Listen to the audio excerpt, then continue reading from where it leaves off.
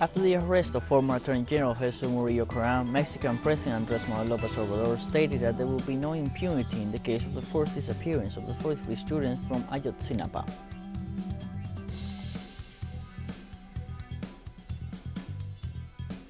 Nicaragua sent 35 containers of food to Cuba for the families affected by the fire at the supertanker base in Matanzas.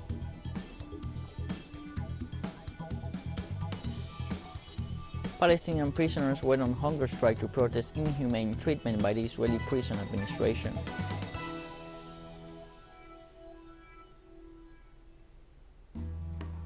Hello, welcome to From the South. I'm Luis Alberto Matos from the teleSUR studios in Havana, Cuba. We begin with the news. Mexican President Andrés Manuel Lopez Obrador affirmed that there will be no impunity in the case of the forced disappearance of the Ayotzinapa Normalista students following the arrest of former Attorney General Jesus Murillo Caram. Murillo Caram's arrest came a day after the federal government presented the preliminary conclusions of the investigation made, not only about the whereabouts of the Normalista students, but also about the way in which those responsible agreed to conceal the facts and build what is known as the historical truth. During his morning press conference this Monday, President Lopez Obrador stated that it will be the prosecutor's office who will determine the existence of others involved and assured that there will be no impunity for those implicated.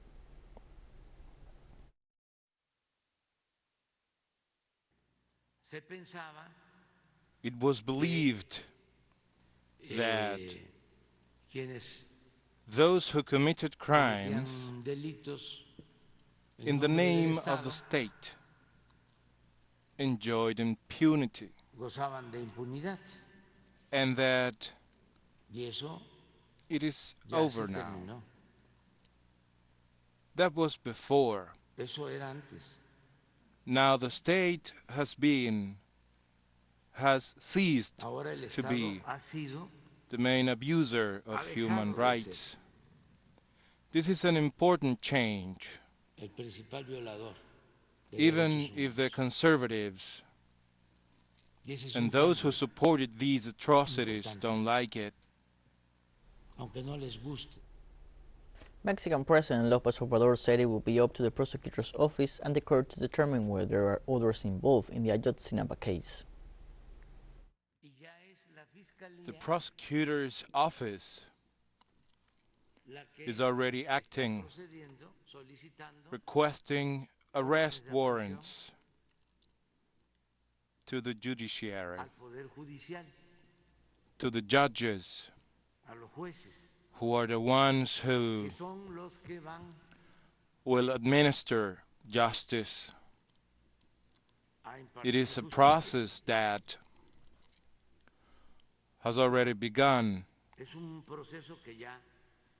If the prosecutor's office or the judges determine that there are others involved, they will decide it in absolute freedom. Former Brazilian President Lula da Silva, who is leading in the polls in this year's presidential election race, spoke about Juan Guaidó during a press conference in Sao Paulo on Monday. When the entire European Union recognized Guaidó as president of Venezuela, he's an imposter. This has been proven, and I have learned to always respect the self-determination of the people of any nation. I can't meddle, and I had an extraordinary relationship with Venezuela. Former Brazilian President Lula da Silva also spoke about the importance of good relations with Venezuela. Brazil is going to treat Venezuela with respect. I hope Europe treats it with respect. And I hope the United States reestablishes relations with Venezuela. There is only one way to reestablish democratic coexistence, and that is to stop criminalizing people. I was happy to see that Biden is trying a new approximation with Venezuela. I hope it is not just because of the petroleum. I hope that it is because of civilization. On Monday, the political opposition in Uruguay will question the ministers of the Interior, Luis Alberto Heber, and of Foreign Affairs, Francisco Bustillo, who will have to appear before Parliament to give explanations about the delivery of a passport to drug trafficker Sebastián Marcet. The interpellation was called by the Broad Front and will be led mainly by Senator Mario Vergara. In that sense, the Uruguayan Senate is set to meet at 3 o'clock p.m. local time in order to provide explanations about the passport issued to the drug trafficker when he was detained in Dubai in 2021. The delivered passport allowed Marcet to get out of prison where he was detained for entering the Arab Emirates with a false Paraguayan passport. Marcet also has criminal records in Uruguay, Paraguay, and Colombia, and is even under arrest warrant by the Interpol for his criminal activities.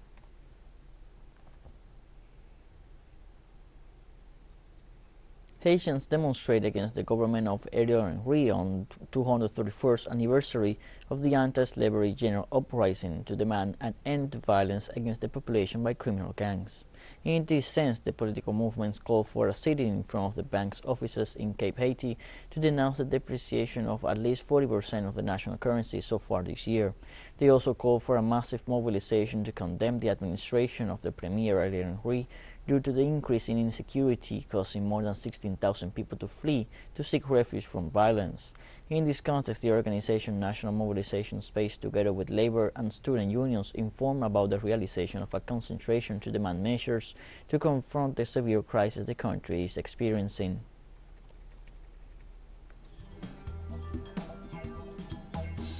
We're going to take a short break now. Join us again after this.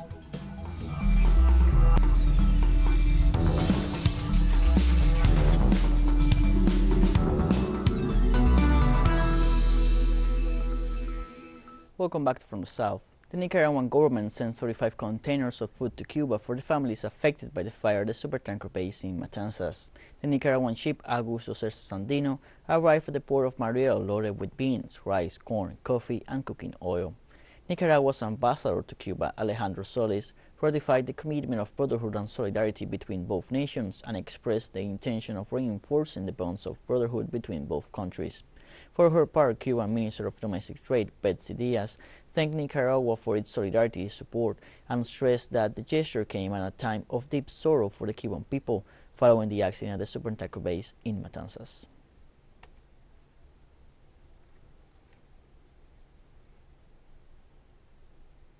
On Monday, Cuba's Foreign Minister Bruno Rodriguez expressed his gratitude to Bolivia after the arrival of a donation of food, medicines, and medical supplies.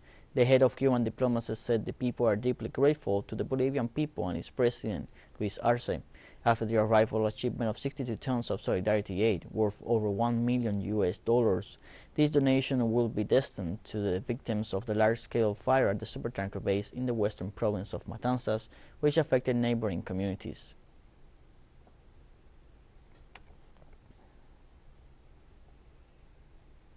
In Venezuela, President Nicolás Maduro described as extraordinary the renewal of the United Socialist Party of Venezuela's grassroots. The head of state congratulated militants after the voting of the so-called street chiefs, whose function is to guide, organize, and mobilize communities. On August 27th, the assemblies will be held to elect the community leaders, and on September 3rd, those of the so-called Bolívar Chávez battle units will be elected. In addition, the political organization ratified Nicolás Maduro as its leader, who first assumed the presidency of the PSUV in July 2014.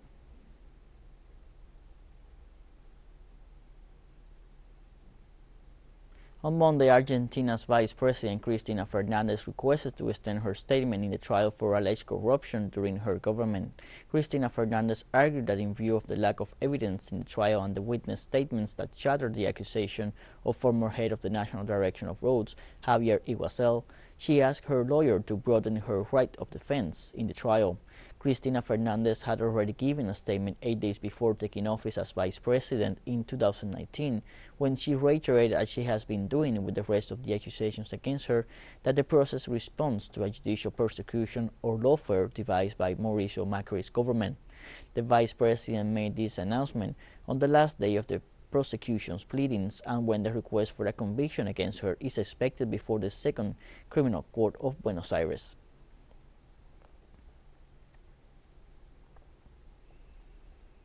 In the United States, 3 police officers in the state of Arkansas were suspended after a video showing a violent arrest. Local authorities issued a statement detailing that the 3 officers have been discharged pending further investigation by Arkansas State Police. The video recorded by a bystander near the city of Mulberry shows how the police officers hold a white man while violently assaulting him. Police authorities also state that the suspect, Randall Worcester, 27 years old, was arrested on charges of terrorist threats, resisting arrest, and assault.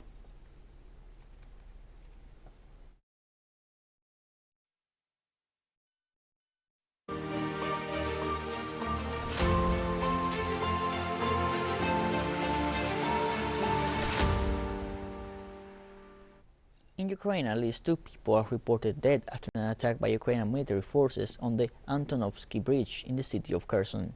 A spokesman for the emergency services of the province of Kherson also reported that some 16 people were injured after the attack launched with the U.S. HIMARS systems.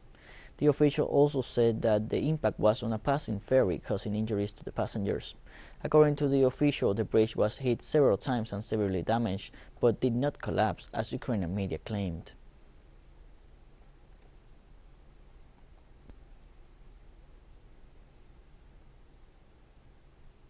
Russia's Federal Security Service denounced that the Ukrainian Secret Service is behind the murder of the daughter of the Russian philosopher Alexander Dugin.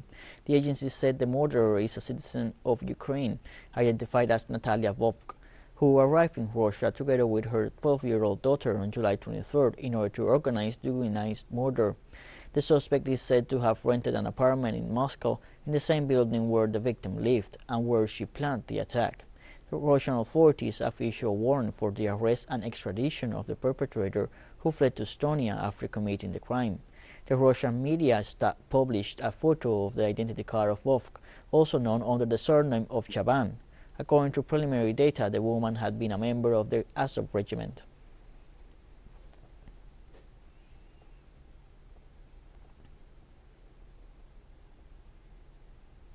Lawyers in the United Kingdom voted in favor of an indefinite strike that will start in September. According to the announcement, over 1,800 lawyers voted to strengthen the strike, which will begin on September 5th. During the vote to define the strike, some 258 attorneys were in favor of continuing with the current action, and some 207 were in favor of ending the protest. In the midst of the debates, lawyers' strike continues in a low-profile and alternating manner, and with this they hope that the effect of the indefinite strike will be to increase pressure on the government to secure salary increases and legal aid funding of up to 25%.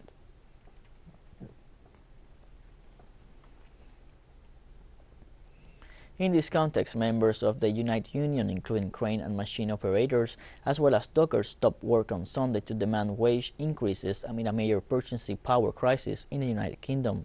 Due to the wave of protests taking place in the UK in recent weeks, transport and postal workers, as well as more than 2,000 workers at the largest container port in Felixstowe, joined the various strikes.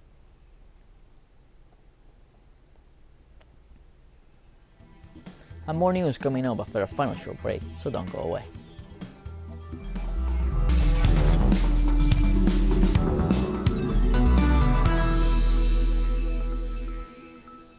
Welcome back From the South. Palestinian prisoners announced on Monday the start of hunger strikes in an attempt to put an end to the abuses by the Israeli prison administration. More than 1,000 prisoners are expected to participate in the hunger strike. The detainees belong to all Palestinian political factions, including Hamas, Islamic Jihad, and the ruling Fatah faction headed by the current president of the Palestinian Authority, Mahmoud Abbas.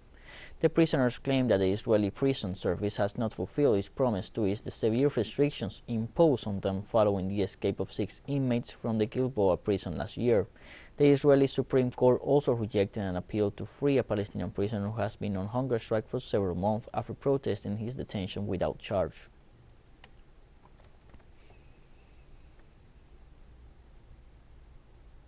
The Arab League warned the Israeli occupation of the consequences of their actions if they were to attack the Al-Aqsa Mosque. On the occasion of the 53rd anniversary of the fateful attack on the mosque, one of the holiest places for the Muslim faith, the Arab League issued a statement expressing its solidarity with the Palestinian people, especially the people of Jerusalem, in the face of Israeli attacks and provocations. The Arab League recalls that Israel has been committing crimes against Palestine since 1948 with the intention of changing the status of Jerusalem with the Al-Aqsa Mosque as its main target. The Arab Alliance has also renewed its call to the international community to support the Palestinian people and to take whatever measures necessary to make Israel stop its aggressions.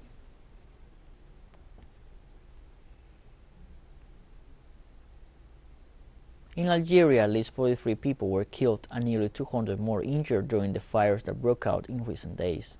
According to the National Gendarmerie report, the fires affected rural and urban areas in at least 14 governorates, including the northeastern region of El Tarf, near the Tunisian border. Authorities also reported that the arrest of 13 people suspected of being the perpetrators of the arson attacks.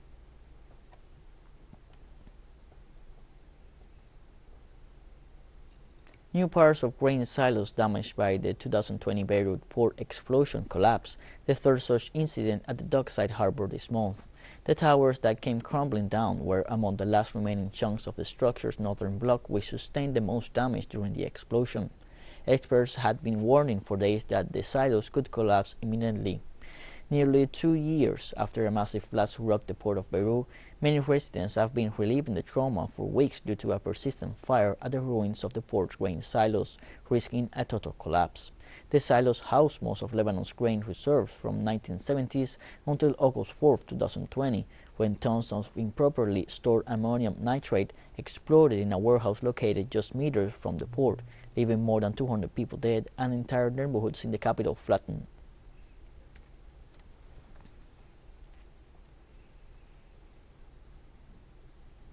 Kenya's defeated presidential candidate Raila Odinga filed an online petition to the country's top court on Monday, challenging the result of the August 9th election to hand the victory to his rival William Ruto. Odinga, a veteran opposition leader who ran with the backing of the ruling party, rejected the outcome of the poll. He narrowly lost to Ruto by around 230,000 votes, less than 2 percentage points. Although polling day passed off peacefully, the announcement of the results a week ago sparked angry protests in some Odinga strongholds, and there are fears that a drawn-out dispute may lead to violence in a country with a history of post-poll unrest. Judges now have 14 days to issue a ruling. If they order an annulment, a new vote must be held within 60 days.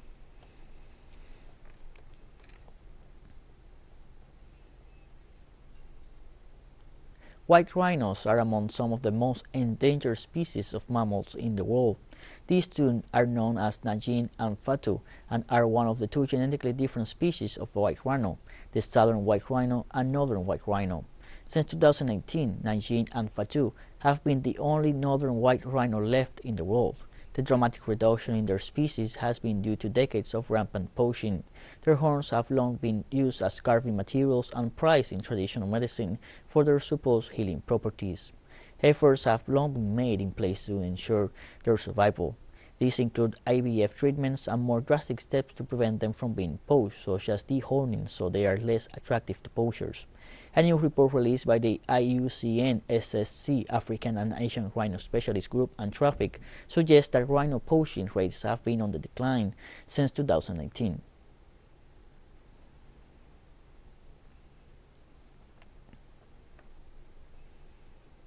teleSUR English continues to grow its signal now reaches Europe. You can order from your cable dealer or tune it yourself. These parameters that you see on screen are in place since July 1st, and quite soon further changes will be implemented for the signals in the Middle East and Africa. Now more than ever, the world connects to us and our stories are heard in other faraway nations. This news multi-platform will continue providing truthful content to oppose the hegemonic media's narrative and unfaithfulness to our audience. And we have come to the end of this newspaper, from you can find these and many other stories on our website at telesurenglish.net. You can also join us on social media, Facebook, Twitter, Instagram, and Telegram. And now you can also follow us on TikTok account at teleSUR English, in which you will be able to see news in different formats, news updates, and more. For teleSUR English, I'm Luis Alberto Matos. Thank you for watching.